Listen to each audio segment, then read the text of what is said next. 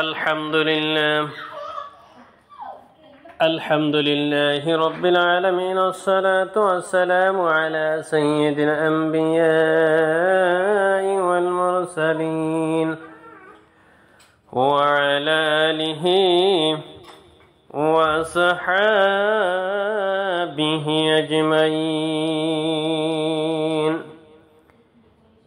বন্ধুরাই আমার ভাইরাই আমার আল্লাহ রাব্বুল আলামিন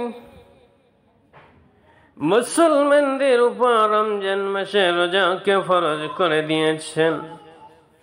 ফরজ মানে অবশ্য বাধ্যতামূলক।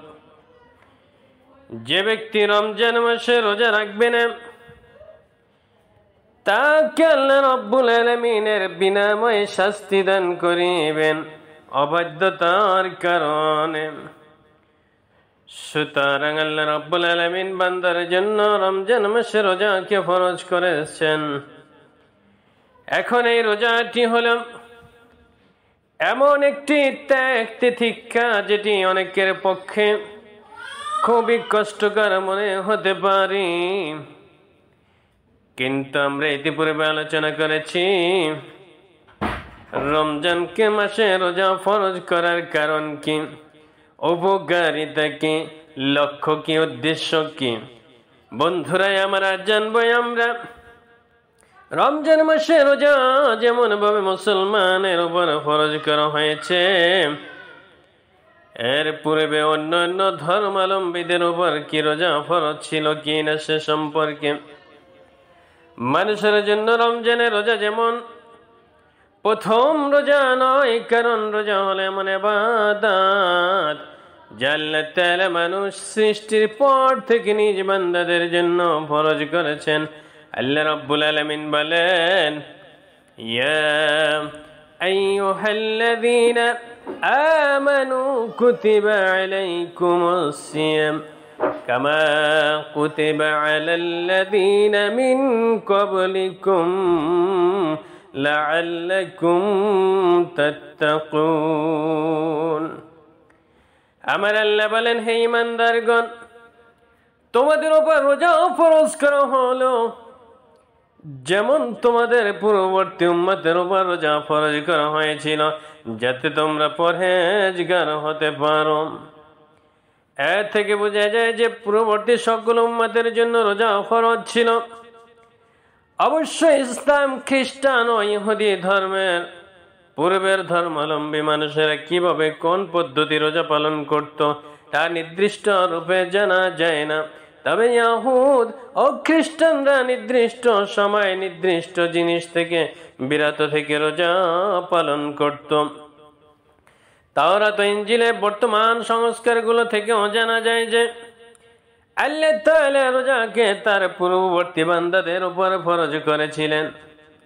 বুখারী মুসলিমের একটি হাদিসে পাওয়া যায় যে মহানবী সাল্লাল্লাহু আলাইহি ওয়াসাল্লাম যখন মক্কা থেকে হিজরত করে মদিনায় এলেন, তখন দেখলেন ইহুদিরা আশুরার দিনে রোজা পালন করেছেন।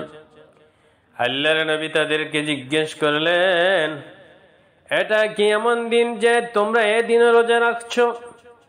ইহুদিরা বলল, এক মহান দিন, এদিন আল্লাহ তাআলা মুসা আলাইহিস সালাতু ওয়াস সালাম তার কওমকে পরিত্রাণ দিয়েছিলেন এবং ফিরআউন তার কওমকে পানিতে ডুবিয়ে ধ্বংস করেছিলেন। তাই মুসা আলাইহিস সালামের কৃতজ্ঞতা জ্ঞাপনের উদ্দেশ্যে এই দিনে রোজা পালন করেছিলেন, আর সেজন্য আমরাও এই দিনে রোজা রেখে থাকি। এই কথা শুনে আল্লাহর নবী বিশ্ব নবী জনাব মুহাম্মদুর রাসূলুল্লাহ সাল্লাল্লাহু আলাইহি ওয়াসাল্লাম বললেন, মুসার স্মৃতি পালন করার ব্যাপারে তোমাদের চাইতে আমরা অধিক হকদার। সুতরাং তিনি ওই দিনে রোজা রাখলেন এবং সকলকে রোজা রাখার আদেশ দিলেন। অবশ্য আহলে কিতাব ইহুদি, খ্রিস্টান ও মুসলমানদের রোজার মাঝে একটি পার্থক্য যে আহলে কিতাবরা সেহরি খায় না, কিন্তু মুসলমানরা সেহরি খায়। তদরূপ আহলে কিতাবরা ইফতার দেরি করে করে, কিন্তু মুসলমানরা সূর্য ডোবার সাথে সাথে তড়িঘড়ি করে ইফতার করে। সুতরাং ইহুদি ও নাসারাদের মধ্যে মুসলমানদের মধ্যে এতটুকু পার্থক্য রয়েছে। এনসাইক্লোপিডিয়া ব্রিটানিকাতে বলা হয়েছে যে জলবায়ু, জাতি, ধর্ম, পরিপার্শ্বিকতা ভেদে রোজার নিয়ম পদ্ধতি বিভিন্ন হলেও এমন কোন ধর্মের নাম উল্লেখ করা কঠিন যার ধর্মীয় বিধানে রোজার আবশ্যকতা স্বীকার হয় নাই। অর্থাৎ ইয়াহুদি, খ্রিস্টান, বৌদ্ধ সকল ধর্মে রোজার বিধান ছিল। রে মুসলমান রে ভাই, তুমি এত মনে কষ্ট নিও না। আল্লাহ রাব্বুল আলামিন তোমার একার উপর রোজা চাপিয়ে দেয়নি। পৃথিবীতে যত মানুষ আল্লাহ পাঠিয়েছেন সকলকে পরীক্ষা করার জন্য, সকলকে আল্লাহ ভীতি পরীক্ষা করার জন্য, আল্লাহ রাব্বুল আলামিনের প্রিয় পাত্র হিসাবে গ্রহণ করার জন্য রোজাকে ফরজ করে দিয়েছিলেন। সুতরাং আল্লাহ রাব্বুল আলামিন মুসলমানদের জন্য 1 মাস রোজা ফরজ করেছেন। ভয়ের কিছু নাই রে বন্ধু, এর বিনিময়ে তোমার জন্য আল্লাহ রাব্বুল আলামিন জান্নাতে অফুরন্ত নিয়ামতের ব্যবস্থা করেছেন। যাই হোক না কেন, এই খবরের মাঝে মুসলিমদের জন্য রয়েছে সান্ত্বনা ও আশ্বাস। কারণ শুধু উম্মতে মুহাম্মাদের উপরই নয়, বরং পূর্ববর্তী সকল উম্মতের উপরই রোজা ফরজ ছিল। আর সে মনে করে মুসলমানদের উপরে রোজার ভার অনেক হালকা হয়ে যায়। কারণ মুসলিম যখন জানতে পারে যে এই রোজা রাখার পথ হলো পূর্ববর্তী আম্বিয়া ও তাদের অনুসারী নেক লোকদের, তখন থেকে এই পথ অবলম্বন করে আনন্দ বোধ করে এবং রোজার কোনো কষ্ট কি সে নিজের জন্য ভারী মনে করে না। কারণ এটা শুধু আমার একার জন্য নয়, পৃথিবীর শুরু থেকে কিয়ামত পর্যন্ত যত মানুষ আগমন করবে, যারা আগমন করেছিল, আল্লাহ রাব্বুল আলামিন সকলের জন্য রোজাকে ফরজ করে দিয়েছেন। রোজা হলো একটি এমন ইবাদত যে ইবাদতের মাধ্যমে আল্লাহ রাব্বুল আলামিন তার বান্দাদেরকে কষ্টি পাথরের যেমন ভাবে স্বর্ণ পরীক্ষা করা হয়, বান্দাদেরকে আল্লাহ রাব্বুল আলামিন রোজার মাধ্যমে এমন ভাবে পরীক্ষা করেন। শুধু পরীক্ষাই নয়, এই রোজার মধ্যে বান্দার জন্য অনেক কল্যাণ নিহিত রয়েছে, যা আমরা ইতিপূর্বে আলোচনা করেছি এবং ভবিষ্যতেও আলোচনা করব ইনশাআল্লাহ। সুতরাং বন্ধুরাই আমার, রোজা শুধু মুসলমানদের নয়, পৃথিবীর মাঝে যত ধর্ম আছে সকল ধর্মের লোক রোজা পালন করেছে এবং এখনো করতেছে, ভবিষ্যতেও করবে।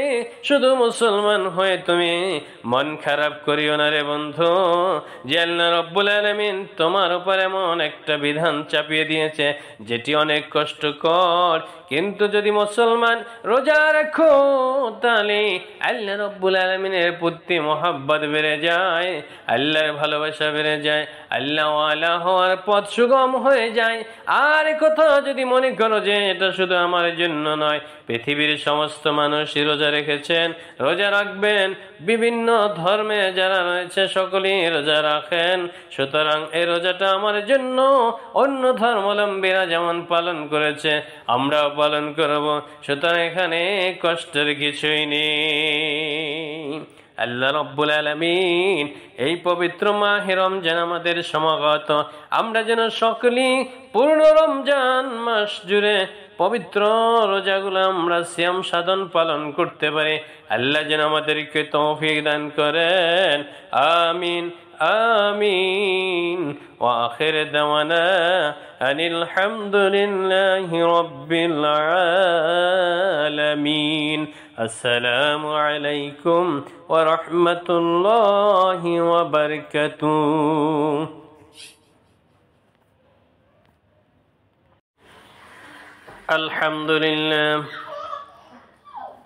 আলহামদুলিল্লাহি রাব্বিল আলামিন। আসসালাতু ওয়াসসালামু